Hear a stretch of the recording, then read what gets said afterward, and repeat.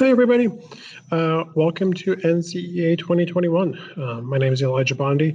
Today we got an on-demand session, so we'll be focusing on data. I'm not a data scientist. I've not been trained in using data, but working in my school community, we found really meaningful ways to use data, some tricks to make it easier.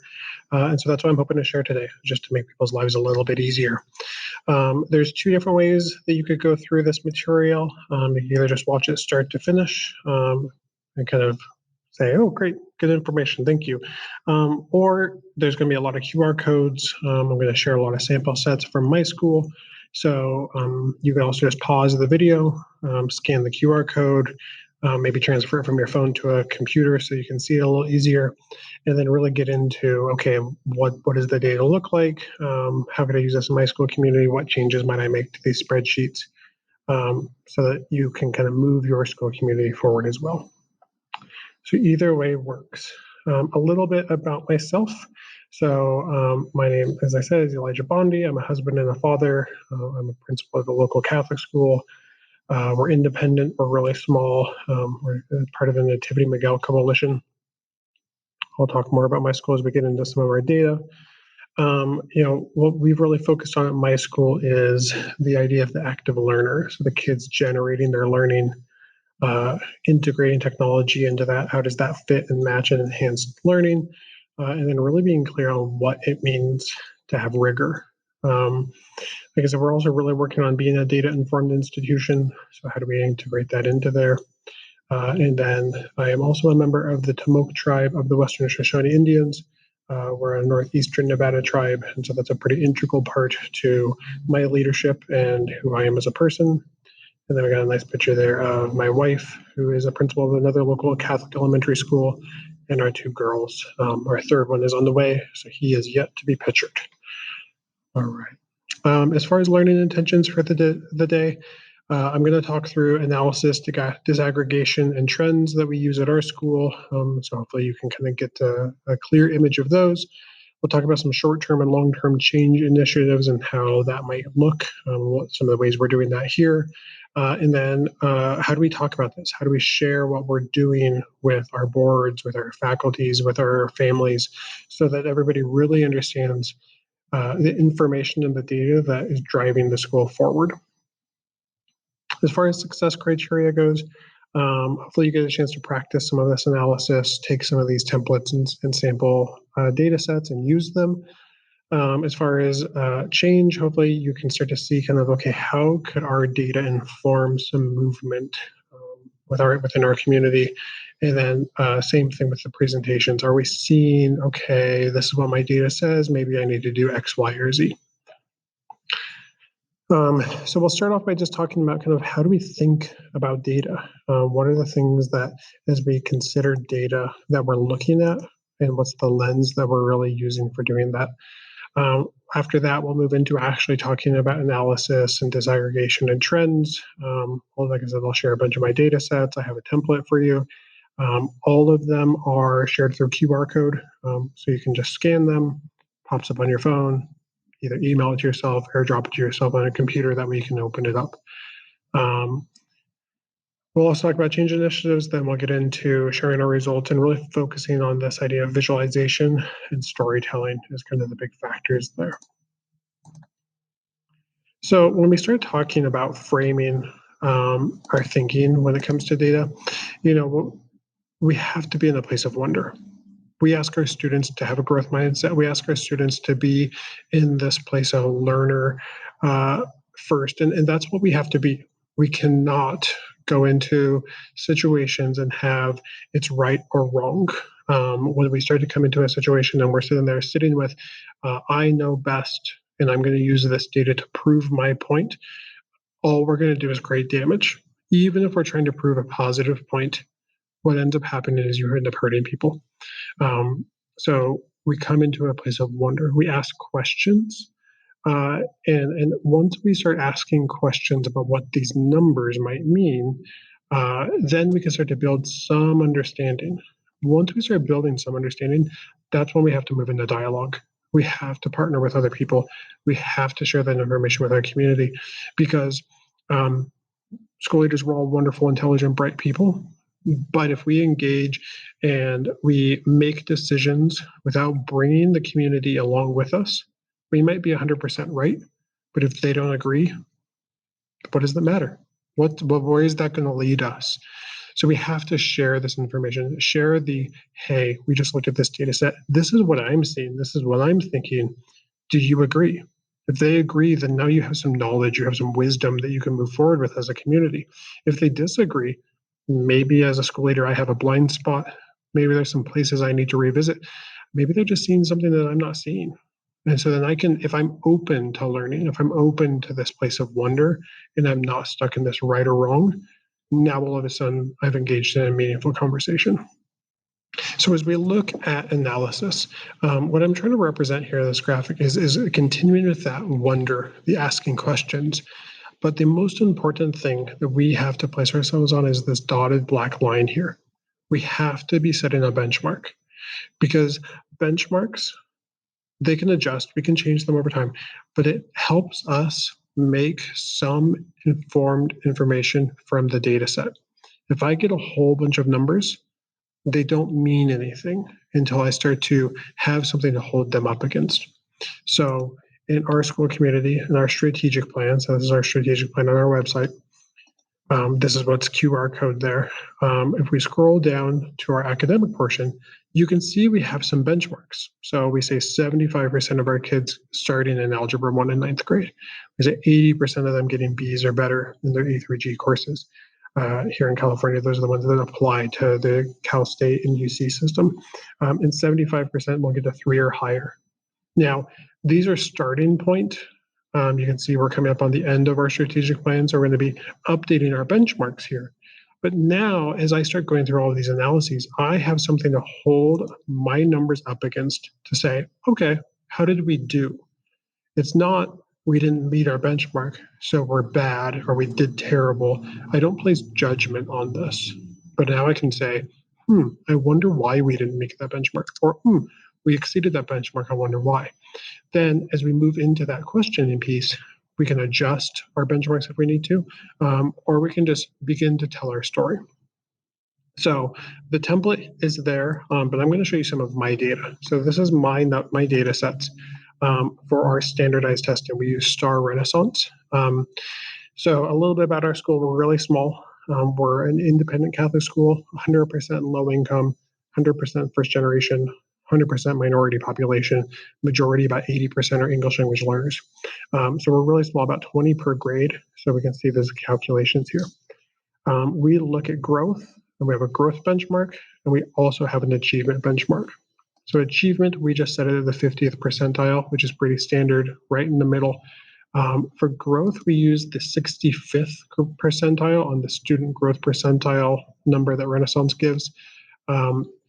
Standard growth is 35th to 65th. So what we want to say is, are we having our kids grow faster than normal? And really are we catching them up to speed?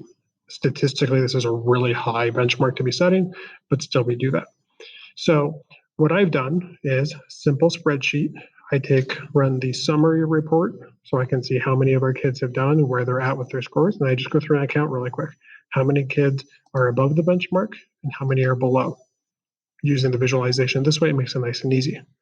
Now, this visualization, we'll talk about visualization later, is not a good visual, right? Like a lot of red looks really negative. So this is good for me to know as a school leader, but if I'm going to share this information out, I'm going to redesign it so that I'm showing it in a more positive light. So I'm doing percentages of school-wide above and below.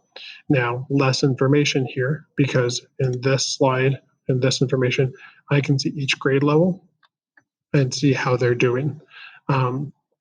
Whereas in this, I'm just seeing one number for the entire school.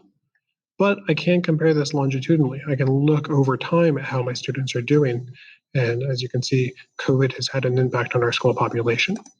The other plus of using this type of a metric is now I can ask questions. Why is it that I'm seeing a growth dip in 7th grade? Is that standard for 7th grade? Is it just that they're lower? Are they having a rough year? Was there something going on? I can wonder, and then when I present this to myself, I can say, hey, what's going on here? As far as achievement goes, we see these minuscule upward trends.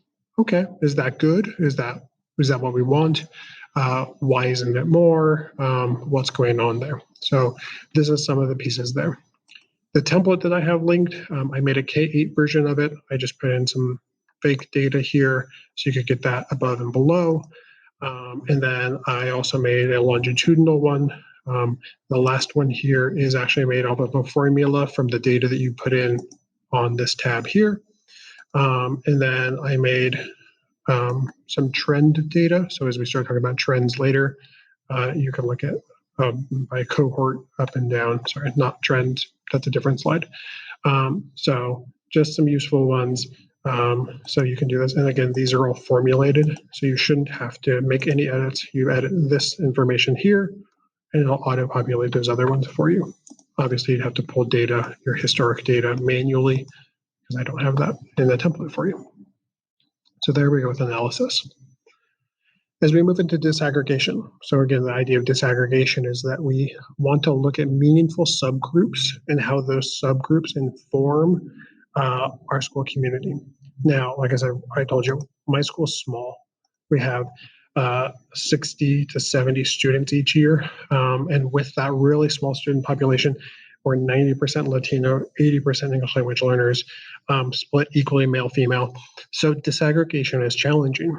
So when I'm doing something like analysis of my STAR data, it's hard to disaggregate because is my Asian population not doing well because it's the one student that's Asian that isn't doing well, or is it because we have a systemic issue that we need to address? So it becomes challenging. But there are different data sets that do lend themselves to disaggregation. So we look at a school climate survey, we do a self-efficacy survey, and so with these other data sets, we can start to disaggregate more. So one of the school climate survey we do, we give it to our faculty, we give it to our students, and to our families. So looking at this here, this is the raw data that we get from the Google form. Has the questions, has all of the student responses. The reason this is formatted this way is parents were answered first. And then, so one of the things I always do, this is a really important trick whenever we're analyzing survey data like this, is I always label it raw data and I make a copy of it that I call cleaned data. And so basically this is where I can start playing with it. And what you can see is I've simplified the questions to make them easier to digest. And I've made a key. So this was question 3. And question 3 was about knowing it was about safety, and it was knowing about rules. And roughly the basic of the same question was asked to parents, students, and faculty. So that's what my key means. Whereas over here, I asked parents and students about if they felt like they were learning to be Christ-like, and I asked my teachers if they felt like they were developing as an educator. So a slightly different question I felt like I needed to separate out. I do make a code book, so you can see this here and you can dig into this. So what is question 1? And then actually what is the question? What is the full question? And then what are the ways that they can answer? So this is a 1 through 4 scale. So feel free to dig into that, but that's been a helpful trick because then I always have the original information here. Once I have it cleaned, then I start doing some stuff. So I'm curious, what are the average scores for everyone? So I've gone through and now I've set up where it auto-populates an average for everybody. Everyone that answers the question, I get an average score. And then I'll do, okay, what's the average of the 3 safety questions?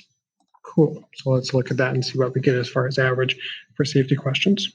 The next piece after that is what was the student's average score on this? So average student safety questions was here. This should be parents, it should be down 1. So that should be there. But then we have the faculty one. So now I can see, let me correct that, how my groups did as far as in comparison. This is safety for everybody. How did they do in comparison? And then we move on to learners and yada, yada, yada. Once I get all of these numbers, I start to take those and I can look at all of my learners or all of the people that responded and say, okay, everybody responded with safety at this amount last year, this year, learning, relationships, environment. These are the factors of our school climate survey. And then I can do it by subgroup. So now I can say, okay, what is the faculty scores on that? What are the parent scores on that? What are the student scores on it? Now, this is just a ton of data. So it's really hard to make something meaningful of it. I can make a nice, broad, generic, school-wide one. Okay, cool, pretty good scores. Environment is a little bit low. We just got a brand new campus. Hopefully it goes up this year. This one is grouped by the different questions, by safety, by learning, and by the subgroups. So now I can take those and I can start to make them visuals that make them a little bit easier to look at. So my blue is what the school average is over the 2 years. And then I can see what my subgroup said. Faculty, parent, and students. So looking at this, the interesting thing that stands out to me, my parent scores are above the school-wide average. They're the highest scores of everyone. So that's good. My parents are happy, they're satisfied. The other thing is those are incredibly high. So then the question to me is, am I challenging my parents to give me real feedback or not? And then I can look, where are those low points? And so, faculty under relationships is low. Okay, that's good to take note of. Let's see here, what else? Students under, safety is a little bit lower. Better than last year, but a little lower. Okay, so maybe that's something I need to take note of and ask the questions. Why? What does this mean for my school community? So as we look at this aggregation, it's about finding those subgroups that are meaningful to look into. Now, second thing here is starting to look at trend data. How do we know this over time? Because over time is the important piece, right? One of the questions we always look at is, how are kids doing as far as being prepared for college and graduating from college? We have about 40% of our students, low-income, first-generation students, graduating from college in 6 years. So initially, you're like, 40%, that's not very high. But then we start to look at, okay, well, what has it been historically? And it's lower as we look back in our time. And then we also want to educate ourselves. I mean, if you do get into the research, the average college completion rate for anyone going into college is only 50%. For low income, it's 15%, 1-5. So we're at 40% with low income population. Oh, wow, actually, okay, our numbers are pretty good. That means we're doing a pretty good job. Having information, having trends is important to help with this. So as we start looking at trend data, this is our STAR data looked at over time and starting with just one thing at a time. So I'm looking at my student growth percentiles over time. And you can see we had a really high growth percentile in the first year that we collected this data, first year using STAR. We had a massive teacher turnover because we had to see this huge drop. And it's like, whoa, what happened? Why would there be that big drop, right? Well, I know because I've been here before. I was here during this. We had a huge teacher turnover year at that point. I think we lost over 50 to 60% of our teachers. And so, yeah, natural drop. Now we're starting to see growth. Oh, big drop again. What happened? Oh, COVID. So, okay, that makes sense. Now, these aren't excuses, but they inform me as I start to make decisions, right? If I see this drop and there's not COVID, do I need to start wondering about our program, how we're supporting our students in reading? Yeah. Now the question is like, okay, how do I support them to play catch up, to get caught up with the trauma of what COVID has created for all of our students? And you can see a similar pattern for our math scores as far as growth goes.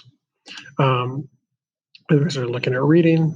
This is achievement now, not growth. So how are they doing?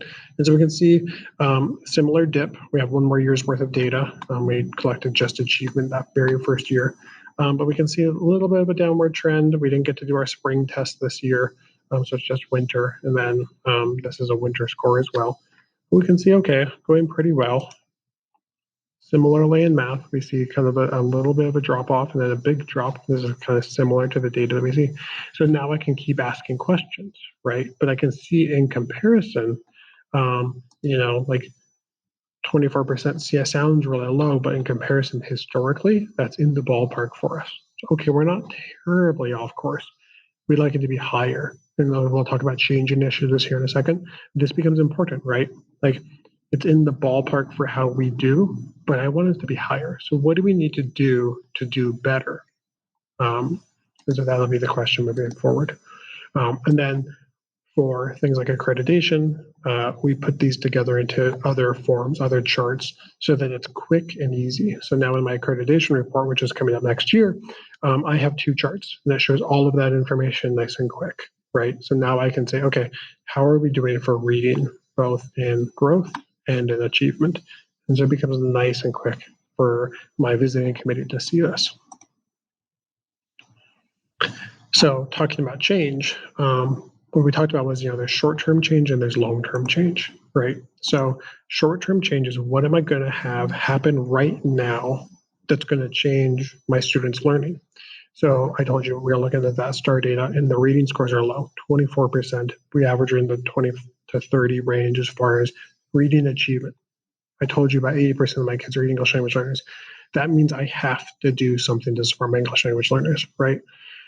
So in the immediate, we implement some change. We implement some new thing. So, best practice for English language learners is having very clear learning intentions, very clear success criteria, and an agenda for them. So that's something I've asked every single teacher to do. Boom, we put that in place. Let's see if that makes a difference. That type of immediate classroom level intervention is hugely helpful. Now, programs like Renaissance, they do a great job of doing really detailed reports. They have standard mastery reports. They have these instructional best practices reports, and this is the skill that this student needs. That's helpful, and some of your teachers are going to want to really dig into that. But I also want to caution against saying that that is the best way for your school community to move forward, because it can be completely overwhelming for your teachers. Those reports have just line after line of information. And part of good data analysis is simplification. What is the simplest thing that still gives us meaningful information? So looking at this, like if I might do an analysis of what is my class's needs, what are the skills that my class needs to focus on, or what are the dip points and domains rather than specific skills, because then my teacher can say, okay, there's a domain gap in citing textual evidence, or for us, we see vocabulary as a huge weak point in the way that STAR operates. The first 10 questions are vocabulary, so our kids just dig this hole that makes their scores really low. So, okay, so let's focus on vocabulary development in an authentic, meaningful way. And so we start seeing those are the ways that we make these quick, immediate changes, right? We get a data set, we share it. We do the analysis as the school leaders. We look at the stuff, we share it with our staff, and we have this conversation about like, okay, what can we do between now and the end of the trimester to make a difference for our kids? And we'll see it in the next testing window, how those quick interventions have helped. So that's important. But the second piece that's really important is that we look long term. So how are we supporting our students as we look out into the future? And this really is where your school improvement plans come in. This is where accreditation comes in. And to me, this is how we design our professional learning plans. So basically what I have linked here is a sample professional learning plan that's related to English language development. We've modified this to some degree. You can see it's a little bit older. But what we've done is we sat down, we said, what do we need to do to support our English language learners? And so we weren't before 2017, we weren't doing anything explicit to support our English language learners. So we got a different assessment so we could actually see where our students were doing. We started making sure we had every CUME file so we could see what the designation for English language development was for our students. And we really started to push our teachers forward. And so we started some designated ELD time. We eventually added in some best practices as far as integrated ELD. We brought in a trainer. And so we really were intentional about what is our 3-year plan. And that's important, right? Like we need to say, okay, over time, how are we going to improve this? Because we can't just be responsive to data in the moment. We have to say, is there a pattern here behind our data? And if we go back to some of this longitudinal data, there's a pattern there of okay performance for the population, but not nearly what we want it to be. So what is the change we're gonna make to make this jump up? Okay, so I've done the analysis, I've asked the questions, I've sat in that wonder, I've shown it to my staff, I've shared that information, but we've come to the conclusion we need to do more to support a population. In most schools, if you separated English language learners, that would be a disaggregation. For us, that's the population. So now, okay, we've identified the need, we've shared it with the community, we have some knowledge and wisdom. Now we can enact a plan to make change, both change in the immediate and change long term. So that's a really important piece. Now, as we start to want to share this data, whether this is that initial round of shared data that we're sharing it with our staffs to say, how do we make sense of this information? Or this is sharing it with my board, this is sharing it with the families, kind of more of the final data. It's important to think about the way that it looks. So I shared with you that one data set back here. Like, I've made the mistake of sharing this data, and it sounded every single red flag that it could. People panicked, and it makes sense. Look how much negative that is. Like it looks terrible. Like, I've learned the lesson that this shares the same information, but gets people to say, huh, I wonder, rather than making a snap judgment. Another really good sample of this is the one that's linked there. This year was the very first year that we did a self-efficacy survey. How are we impacting our students as far as that goes? So you can see I have my raw data, like I said before. I've cleaned that data now based off questions, and this has also allowed me to disaggregate some. Now I have all the averages. This here is summary of school-wide, kind of disaggregated by grade level. It looks negative. My gut reaction when I see this is negative. Look at this, it trends down, that trends down, that trends down, that trends down. It's just a negative data set. But this isn't these don't go together. It's academic, social, emotional. These are three standalone things.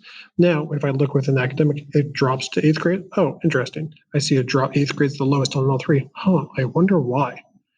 Could it, we did this in February. Is this related to that's a really stressful time for them for high school applications? I don't know. Like, I don't have enough information to compare this against right now. So I have a wondering that's going to sit with me probably till next year or maybe even the year after. But I'm just curious now. But the visual of this is negative. So I actually added more information, more disaggregation, and made my slide more complex. And I get this one.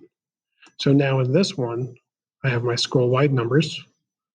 I have my 3 grade levels, and I have the male, female on either side.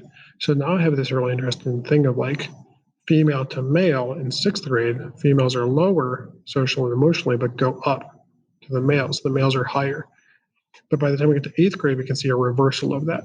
So 8th grade, academic, social, and emotional is lower than the girls. So now in 7th grade, it's relatively equal. So we see that in 6th grade, our females are socially, emotionally less have a lower self-efficacy score, and the males have a higher, but by the time of 8th grade, that's reversed. Interesting. Oh, you know what? That matches some of the intuition we've been having on our campus around how our boys perform. We're just noticing that they're just not engaging as much. So now I have a data point that matches that. So now I can ask more questions about what do I need to do to support my boys? What do I need to do to support our girls coming into the school? What do I need to do to support our boys as they go through our program? Because obviously this data confirms a suspicion we've been having, which is why we look at data. So now we can start to make a plan, and we have a measure that might be able to give us information as we move forward. Now, the last point that I want to talk about is, how do you tell your story? What does it look like when we're telling our story? So, because this is an important part of the way that we talk to other people about what we're doing. If you have great data, if all of your numbers are through the roof and you're like, wow, we're killing it. Yeah, just show the data to people and be like, look, we're doing great. And people go, oh, perfect. But if there's anything in your data that shows negativity or the potential for negativity, then you want to frame it. You want to tell the story of the data so that people understand it. Okay, that's like the 40% college graduation rate. I'm like, perfect, let's share that. That's a great number. But if I just share 40%, people that don't know the context are going to be like, ooh, that's not good. And I don't want people to make that snap judgment. So I was sharing with you that we've been impacted by COVID. So this is a presentation I did to my board's academic committee. I know those numbers went down. So how do I frame the story to make it meaningful for them? The first thing I did was I shared what is our full assessment system? What are all of the other things that we look at to see how our students are doing? STAR is one of them, but there's a whole lot of other things we look at too. Now, as we start looking at STAR data, I wanted to frame it. I wanted to give some of my thoughts. I think it matches the study, the national study that was done. I used NWEMAP data. But then what are the other things that I'm noticing? What are the factors that I think are there? Now, I'm still in a place of wonder. I'm sharing my thoughts. Hopefully this helps frame their thoughts a little bit, but I'm still open. If they completely disagree, that's important. Now I share the data. How are we doing? And I ask them, what do you see? What do you notice? I give them some time to sit with it. And then I prompt them with, what could we be doing? What are we thinking about doing to address this? And I ask for their input. So now I've guided them to making a productive conversation about growth and learning rather than judgments about a dip. And yeah, I had a board member that was like, but like this is a dip in performance. And when you have a dip in for performance, you have to kick it into overdrive. 100% agree. And that's a really important voice that I want in that conversation. But at the same time, we were able to have a really meaningful conversation about supporting students coming out of this pandemic rather than judging how our teachers are doing in preparing our students. The other place that is important for storytelling is sometimes we come across a data point that means that we have to make a major change. So I'll do this one quick, and that's this 3-box approach. And you can look at it a little bit closer. There's a great summary slide of it, but basically you talk about what is going well, what is your organization doing well, what are the things that you might need to let go of as a system that are getting you stuck, and then what are the things you're going to prepare for looking forward. Now, this type of a presentation of data is really if you're making a major change, like you're like, we need to do a 180 on things. That's when you would go to this level of facilitation technique, because normally just telling the data, showing the data, that works. But if you're making a major change, sometimes that type of an approach will be more helpful. Really appreciated your time. I hope you got something out of this. I hope these templates and these sample sets are useful. Feel free to reach out to me. All of my contact information is there. So thank you. Have a wonderful conference and take care, everybody.